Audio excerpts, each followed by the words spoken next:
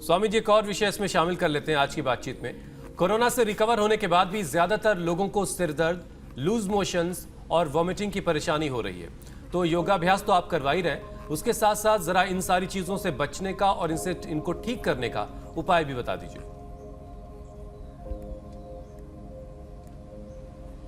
वक्रासन के बाद अब गोमुखासन बताते हुए आपने जो विषय रखा है उसको मैं बहुत गंभीरता से यूं कहना चाहता हूं। योग में इतने आसन, इतने प्राणायाम, इतने प्रकार के व्यायाम, सैकड़ों तरह की योग की क्रियाएं हमने सिखाई हैं। साथ में योग का जो दर्शन है पूरा, सर्वरोगान परित्यज्य सर्वदोषान लोक धर्मान परित्यज्य माम एकम शरणम व्रज योगम एकम शरणम व्रज अहम त्वा सर्वरोगेभ्यो सर्वदुखेभ्यो सर्वपापेभ्यो मोक्षयिष्यामि मा शुचि। मैंने भगवत गीता की ये युग धर्म के अनुसार व्याख्या की है। तो देखो, योग का पूरा दर्शन तो हम बताते हैं। योग न करने से सारे रोग होते हैं, इसलिए योग करें। पेट अच्छा होगा, लीवर अच्छा होगा, आंतों का फंक्शन अच्छा होगा, इससे छोटी बड़ी आंत अच्छी होगी, लीवर, स्प्लीन और स्टोमक अच्छा होगा, इससे पूरा डाइजेशन अच्छा होगा। इससे केवल पाचन तंत्र ही नहीं, श्वसन तंत्र, नाड़ी तंत्र, reproductive, excretory, digestive, skeletal, circulatory, respiratory, sympathetic, parasympathetic, hypothalamus system, autonomic system, पूरा का पूरा एक एक सेल, जीन्स, क्रोमोसोम से लेकर के 37 ट्रिलियन सेल्स, अष्टचक्र, नवद्वार, अन्नमय, प्राणमय, मनोमय, विज्ञानमय, आनंदमय कोश अच्छे होंगे।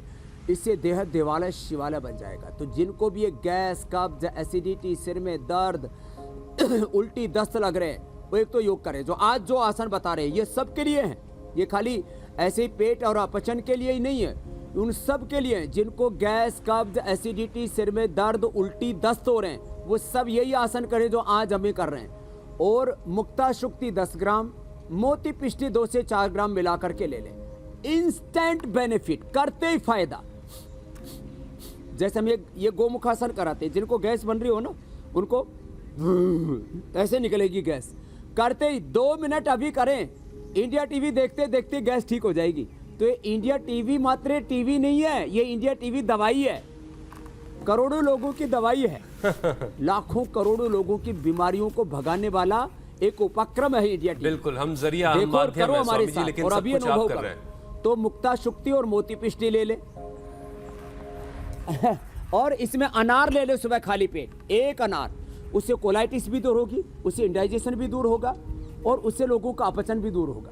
जिनको बहुत ज़्यादा दिक्कत है आंव आदि की, तो बेल का प्रयोग कर लें और दही छाछ का इस्तेमाल करें। सुबह दही और दोपहर को छाछ, रात को चबा चबा करके खाना खाएं हल्का, और खाने के 1 घंटे बाद ही दूध पिएं, और वो भी कोलाइटिस है तो ना पिएं। जिनको कोलाइटिस है, एम्बेबाइसिस है, IBS है, उनको दूध, घी और मीठा नहीं खाना। खैर, ये छोटी छोटी बातें मैंने इसलिए बताई।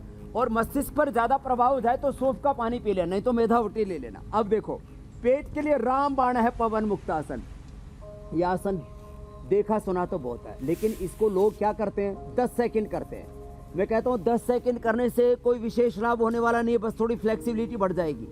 10 मिनट करो, पहले ही दिन से गैस, कब्ज, एसिडिटी, कोलाइटिस, एम्बेबाइसिस, जितने भी पेट के रोग है और तमाम प्रकार के, बहुत बड़ी बात और कह रहा हूं हुसैन भाई जी, जितने जितने भी प्रकार के डेफिशिएंसीज हैं, विटामिन डी की, B12 की, बी कॉम्प्लेक्स की, आयरन की, कैल्शियम की, ओमेगा की, vitamin C, vitamin A, vitamin K, vitamin E, सब प्रकार की डेफिशिएंसीज दूर हो जाएंगी। क्यों? जब हमारी आंतें अच्छी होती हैं तो आंतों से सब प्रकार के nutrients, micro nutrients, protein, minerals, vitamin, जितने भी पोषक तत्व हैं, उनका अवशोषण आंतों के द्वारा होता है। आंतें उनको एब्जॉर्ब करती है जब हेल्दी होती हैं, तो वो एब्जॉर्ब करके एक लैक्टियल से जो है वो फैट एब्जॉर्ब होता है, बाकी सब आंतों से एब्जॉर्ब होता है, और वो लीवर को देती हैं, लीवर से फिर पूरी बॉडी को जाता है। तो आंतें और लीवर अच्छे करने वाले ये आसन है। अब एक बार में तो 10 मिनट वही स्वामी जी, मैं सोच रहा था कि इस आसन से सारे विटामिन कैसे मिलते हैं, उसका जवाब आपने खुद दे दिया, वरना मैं भी थोड़ी उलझन में था कि एक आसन से सारे विटामिन कैसे मिल रहे हैं। उसका जो जवाब आपने दिया वो वाकई साइंटिफिक जवाब है। स्वामी जी, एक और विषय इसमें जोड़ते हैं। अब जो हम सामान्य खाना खाते हैं ना हुसैन भाई, जी जी, चलो जोड़ लो। स्वामी जी, एक स्टडी तो ये भी कह रही कि कोरोना की वजह से लोग लगातार गरम मसाले वाले काढ़े का इस्तेमाल कर रहे हैं, जिसकी वजह से लीवर खराब हो रहा है। क्या ये सही है या इसमें कुछ गलत बातें? आप इस पर क्या कहना चाहते हैं? दरअसल क्या है, ये पैथियों की जंग है, ये गैंगवार है पूरा। ये अलग बात है कि ज़्यादा मसाले खाने से भी बीमारी होती है, ज़्यादा दवा खा खा करके लोग हॉस्पिटल से कोरोना से तो नेगेटिव होकर के आ रहे, बाद में मर रहे हैं। तो मैं सब कहूँ कि सब एलोपैथी वाले डॉक्टर, ये हॉस्पिटल, ये दवाइयाँ सब जहर हैं, सब इनको फेंक दो। ऐसी बात नहीं है।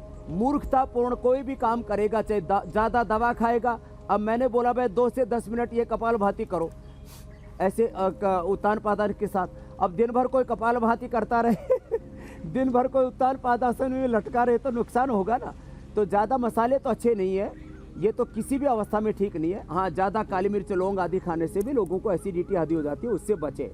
बाकी कोई भी चीज़ मात्रा से ज़्यादा तो कोई भी चीज़ नुकसान करेगी। उत्तान पादासन भी ऐसे 1-1, 2-2 मिनट से लेके 5-10 मिनट करना, जो मैं आपसे बातें बता रहा था। हम सामान्य जो आहार लेते हैं उसी में हमारे सारे पोषक तत्व होते हैं, बस बात यह है कि हम उसको एब्जॉर्ब नहीं कर पाते।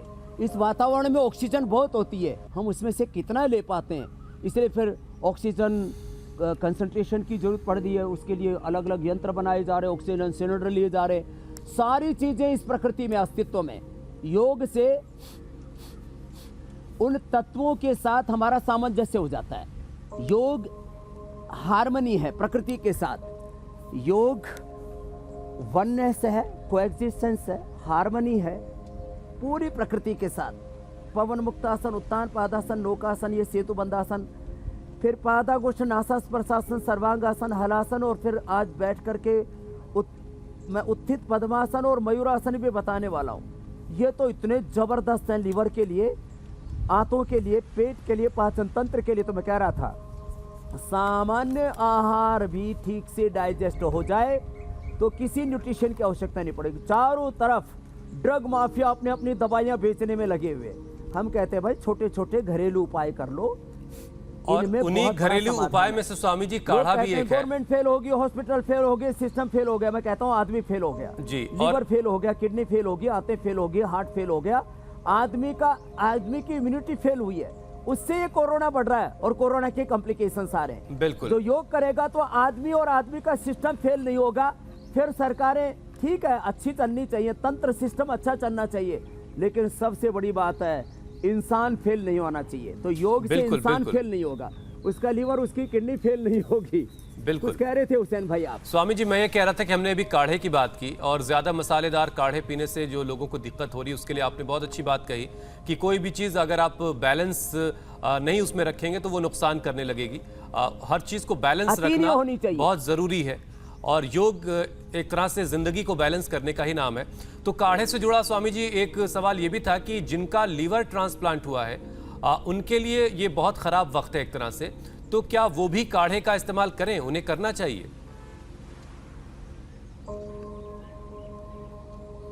चलो एक दिन ना हमारे, अब तो वो ठीक हो चुके हैं इसलिए उनको लोग परेशान नहीं करेंगे। लीवर जिनका ट्रांसप्लांट हो चुका है, ऐसे हमारे SK तिजारा वाला जी, मैं कई दिनों से सोच रहा था बाद में बोलूँगा, उनका लीवर ट्रांसप्लांट हो चुका है और बहुत क्रिटिकल कंडीशन में। डॉक्टर सरीन जो देश के सबसे बड़े, एशिया के सबसे बड़े डॉक्टर, उनकी देखरेख में उनका लीवर ट्रांसप्लांट हुआ। मैं उनको आशीर्वाद देने भी गया उस समय। उनको भी कोरोना हुआ और मैंने बिना हॉस्पिटल में उनको भेजे घर पे ये कोरोनिल स्वासारी खिला के, ये दिव्य धारा और ये पतंजलि बाम लगा करके उनको ठीक किया। डॉक्टर बोल रहे थे ये इसका जीना 99.99% मुश्किल है, उसको जिंदा ही नहीं रखा और उनको यही काढ़े पिला करके, सर्वकल्प पिला करके उनको हमने जिंदा रखा। अब इंडिया टीवी हर वक्त हर जगह डाउनलोड करने के लिए सर्च करें India TV news Google play store या ऐप स्टोर पर।